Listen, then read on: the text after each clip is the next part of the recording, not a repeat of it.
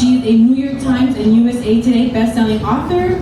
She has published 24 novels with very real issues, including corruption within the church, drug addiction, gambling addiction, infidelity, single motherhood, infertility, sibling rivalry and jealousy, domestic violence, mental illness, racial and gender discrimination, to name really just a few.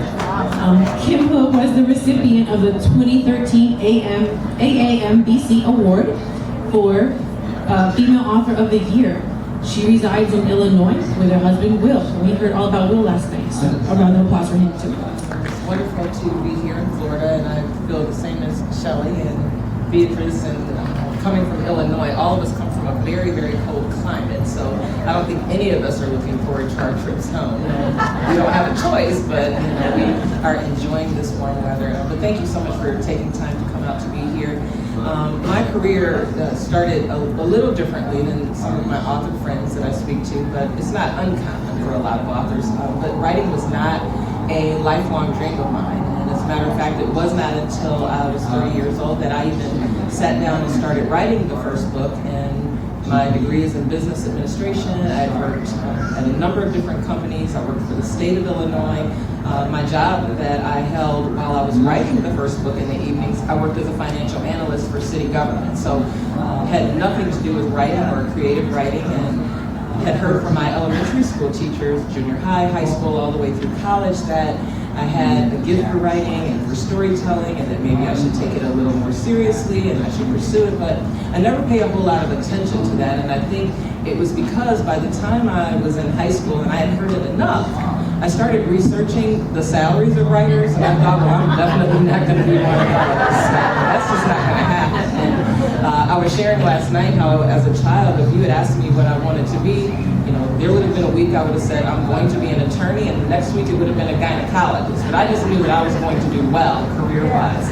But that's also the reason that I say over and over again that when I go into high schools and in colleges and universities, I tell students, please, please don't make the mistake that I made. Don't let money be the deciding factor when you're trying to figure out what you're going to do with a big part of the rest of your life. And so fast forwarding to 30 years old, and I ended up writing just like my teachers thought that I should. I wrote the first book, wanted to write about contemporary issues, ultimately real life issues. Some of them are controversial, some are very hard, but ones that I think we need to talk about. And when I started hearing from readers after that first book was self-published, because I was rejected by every agent, every publishing house, but what I heard was that readers kept reading because they could relate their own lives to the storylines and the issues and problems that I was talking about. And so I decided I would continue from there. And so you heard in the intro that I write about all sorts of real life issues.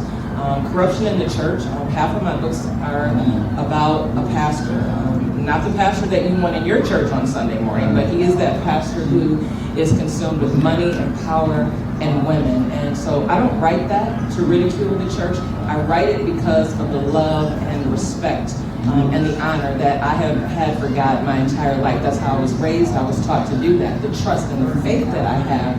My Christian values are extremely important to me, but I write about it because I've seen and heard so much of the scandal and the corruption and what happens when members, Christians, are misled and they're hurt and they're disappointed because of a certain scandal that may have gone on. And just really hoping that from my books, when you read that series, you see what happens when you put more faith in man instead of your faith in God, and how important it is for us to have our own personal relationship with God, and how important it is to read the Word for ourselves. And so I really try to show the consequences of when we do the one thing that my mom used to say to me all the time is she used to say, no matter what you do in life, treat people the way you want to be treated. And so in my books, you get to see what happens when you don't do that and what those consequences are. So those are kind of what my books are like. My 25th book was just released. The most recent is called Copycat. And so again, I'm just glad to be here. Thank you. What is your favorite genre and why? For me, it's still usually contemporary fiction. So, not necessarily a genre reader in terms of mystery or romance, or I just prefer contemporary stories that are whatever they're going to be about. And then I've been in a book club since 1999. So We all will take a month out of the year, with the exception of 2 of the months. And so whatever the member chooses for their month that they're hosting the meeting, then that's what we read. So that allows us an opportunity to read kind of across the board. But for the last 6 months, what's been very interesting to me outside of the book club reads, and some of those I've actually, unfortunately, not even gotten around to finishing, is I've gained this great love for nonfiction books. And I'm not sure where that came from. I don't know if I've just gotten to a certain age in life, but I'm really enjoying a lot of nonfiction stories, whether they are biography, whether they are inspirational, whether they are self-help, no matter what they might be. I'm able to pick those up, and they have become page turners to me, just like novels were at one time. So yeah, just a different stage and a different change. So I enjoy reading all sorts of different titles.